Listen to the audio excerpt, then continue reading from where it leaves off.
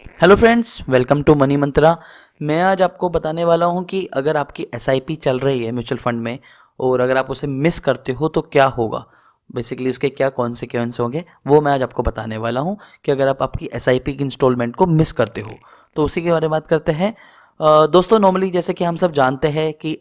Systematic investment plan यानी SIP एक long term commitment है, जिसके लिए आप अपने फंड हाउस को, म्यूचुअल फंड हाउस को स्टैंडिंग इंस्ट्रक्शन देते हो कि एक फिक्स्ड अमाउंट, जितने भी अमाउंट की आपने एसआईपी करी है वो आपके बैंक अकाउंट से हर महीने किसी पर्टिकुलर डेट को डेबिट होता रहे। लेकिन कभी आपने सोचा है कि अगर आपके अकाउंट में बैलेंस नहीं है, मतलब कुछ भी वजह हो सकती है, लेकिन आपके अकाउंट में अगर मान लीजिए बैलेंस नहीं है, सफिशिएंट बैलेंस नहीं है जितने अमाउंट की आपकी एसआईपी है उस पर्टिकुलर दिन, उस पर्टिकुलर डे में, तो आपके एसआईपी उस वजह से आपकी गो थ्रू नहीं हो पाती, तो क्या होगा और क्या कॉन्सिक्वेंस होंगे मैं वो बताने वाला हूँ। तो नॉर्मली दोस्तों, बेसिकली अगर आपकी एसआईपी मिस होती है इस वजह से या किसी भी वजह से, तो म्यूचुअल फंड हाउस या एएमसी तो आपको किसी भी तरीके से पेनलाइज नहीं करेगी आपकी एसआईपी अगर मिस होती है। बट अगर आपकी एसआईपी कंटिन्यूसली 3 महीने लगातार मिस होती है, बैलेंस नहीं है या सफिशिएंट बैलेंस नहीं है, किसी भी वजह से 3 बार कंटिन्यूसली अगर मिस होती है, तो म्यूचुअल फंड हाउस यानी फंड हाउस एएमसी आपके एसआईपी को परमानेंटली कैंसिल कर देगा। और बिकॉज नॉर्मली जो स्टैंडिंग इंस्ट्रक्शन होता है उसके लिए ईसीएस मैंडेट लगता है, और ईसीएस मैंडेट की वजह से आपकी एसआईपी लगभग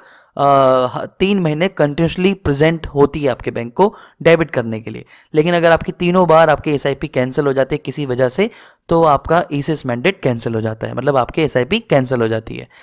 एएमसी आपकी एसआईपी को कैंसिल कर देगा। लेकिन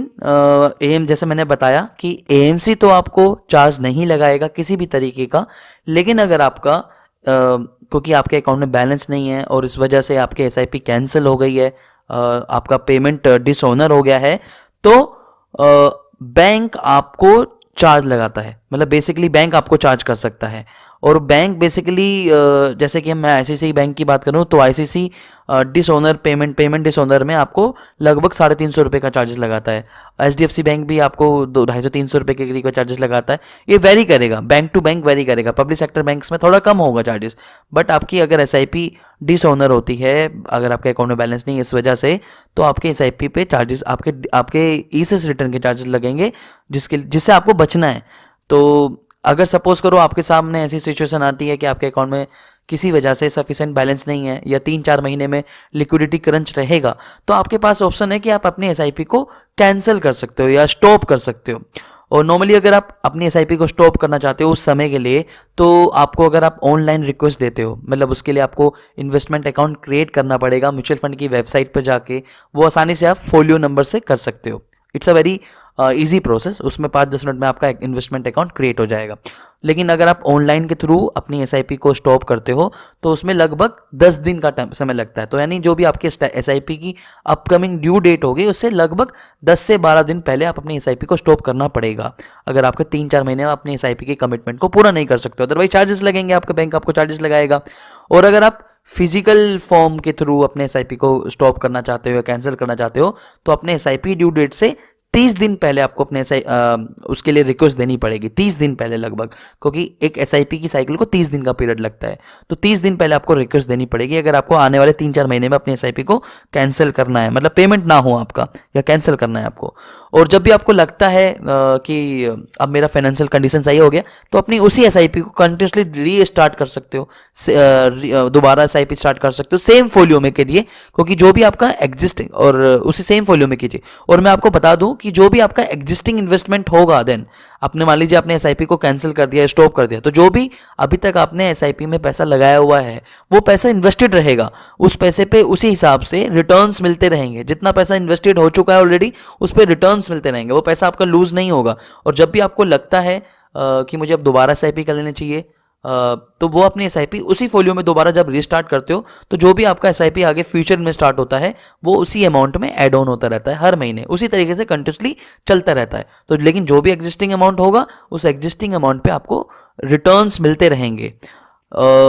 लेकिन जैसे कि इसके अलावा क्या कर सकते हो काफ़ी सारी म्यूचुअल फंड वेबसाइट भी आपको SIP पोस्ट का ऑप्शन देती है। मतलब आपको लगता है कि मुझे 2-3 महीने के लिए अपने SIP को रोक देना चाहिए, तो SIP स्टॉप का ऑप्शन भी देती है। मतलब कुछ समय के लिए आपकी SIP स्टॉप हो जाती है और उसके बाद जब आपने मान लीजिए 2 महीने के लिए SIP स्टॉप कर दिया, 2 महीने के लिए आपके SIP स्टैंडिंग इंस्ट्रक्शन नहीं जाएगी आपको बैंक को डेबिट होने के लिए, और तीसरे महीने से वो ऑटोमेटिकली आपकी दोबारा रीस्टार्ट हो जाएगी। तो पोस्ट का ऑप्शन भी देते हैं। और अब तो काफ़ी सारे ऐप्स भी अवेलेबल है, जैसे ET मनी ऐप हुआ, पेटीएम मनी हुआ, ग्रो हुआ, या ओरो वेल्थ या कुबेरा, जीरोधा, हर जगह आपको पोस्ट का ऑप्शन या स्टॉप, अपनी SIP स्टॉप करने का ऑप्शन मिल जाता है। आपको फिजिकल फॉर्म कोई फिलअप करने की जरूरत नहीं है, आपको जस्ट अपने ऐप के थ्रू आसानी से घर बैठे मोबाइल के थ्रू कर सकते हो। तो वो ऑप्शंस अभी काफ़ी फीजेबल हो गए हैं बेसिकली इन्वेस्टर्स के लिए, अच्छे हैं। नॉर्मली पहले फिजिकल प्रोसेस बहुत ज़्यादा था, लेकिन अब नहीं है, तो वहाँ से भी अपनी SIP को पोस्ट कर सकते हो। SIP पोस्ट फैसिलिटी अभी काफ़ी सारे म्यूचुअल फंड हाउसेस देते हैं और काफ़ी सारे नहीं भी देते, लेकिन ऐप्स के थ्रू करते हो तो ऐप्स में तो नॉर्मली आपकी फीड बन के जाती है वहाँ पे आगे इंस्ट्रक्शन के लिए, तो ऐप के थ्रू आप आसानी अपनी SIP को आसानी से रोक सकते हो। तो ये ऑप्शन ध्यान रख, ऐप के थ्रू कीजिए, ज़्यादा बेटर होगा। उसके बाद दोस्तों, लेकिन अब होता क्या है कि अगर आपने किसी वजह से आपकी SIP को स्टॉप कर दिया, कैंसिल कर दिया, और कुछ समय के बाद दोबारा रीस्टार्ट करते हो, तो लॉस क्या होता है, क्योंकि नॉर्मली हम सब जानते हैं कि SIP इज़ अ टूल जो बेसिकली आपके आपके इन्वेस्टमेंट कॉस्ट को एवरेज आउट करता है over a period of time. क्योंकि नॉर्मली जब म्यूचुअल फंड में आप लमसम इन्वेस्टमेंट करते हो तो वहाँ पे एक पॉइंट पे आप इन्वेस्टमेंट करते हो, तो हो सकता है कि आपने मार्केट के जब मार्केट अपने पीक्स पे है तब आपने इन्वेस्टमेंट कर दिया, तो वहाँ पर आपको ध्यान रखना पड़ेगा कि जब मार्केट अपने पीक को दोबारा तोड़ेगा तब आपको प्रॉफिट होगा। लेकिन SIP के थ्रू आपकी कॉस्ट, क्योंकि आपका मंथली इन्वेस्टमेंट जा रहा है, मंथली इंस्टॉलमेंट जा रही है, तो जो आपकी कॉस्ट ऑफ इन्वेस्टमेंट है वो एवरेज आउट हो जाती है, जिसका बेनिफिट ज़्यादा मिलता है आपको। तो अगर आपके SIP स्टॉप होते तो उस समय के बीच में आपने अपनी एवरेज कॉस्ट आपकी लूज होती है, आपको उसका नुकसान होता है। तो उसको पूरा करने के लिए क्या होगा कि जब भी आप अपनी SIP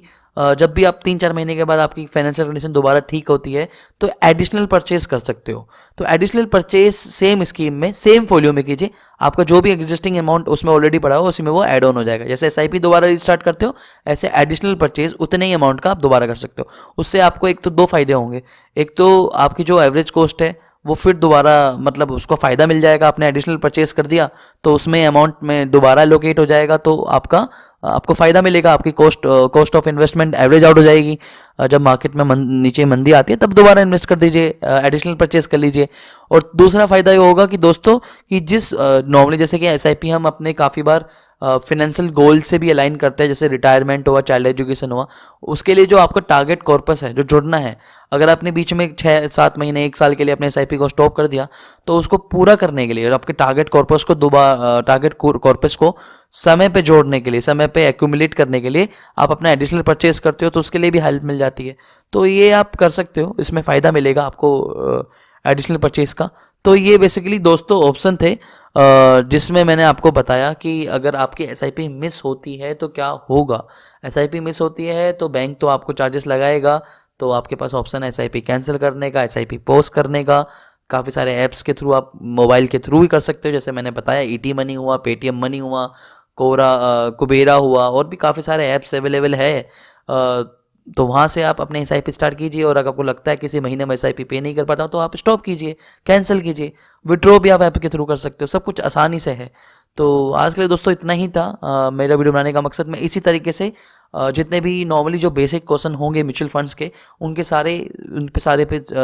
क्वेश्चंस पे मैं वीडियो बनाने की कोशिश करूँगा, वीडियो बनाऊंगा और आपको समझाने की कोशिश करूँगा। अगर आपके मन में भी कोई सवाल है तो नीचे कमेंट बॉक्स में कमेंट कर सकते हो, मैं उसको अपने वीडियो में शामिल करूँगा। अगर वीडियो अच्छी लगी है तो प्लीज़ वीडियो को लाइक ज़रूर कीजिए, चैनल को सब्सक्राइब कीजिए अगर आप हमारे चैनल को पहली बार देख रहे हो। मैं इसी तरीके से म्यूचुअल फंड से जुड़ी, पर्सनल फाइनेंस से जुड़ी जानकारी आपको अपने चैनल के माध्यम से देता रहूँगा। तो दोस्तों आज के लिए इतना ही, धन्यवाद, वंदे मातरम, जय हिंद।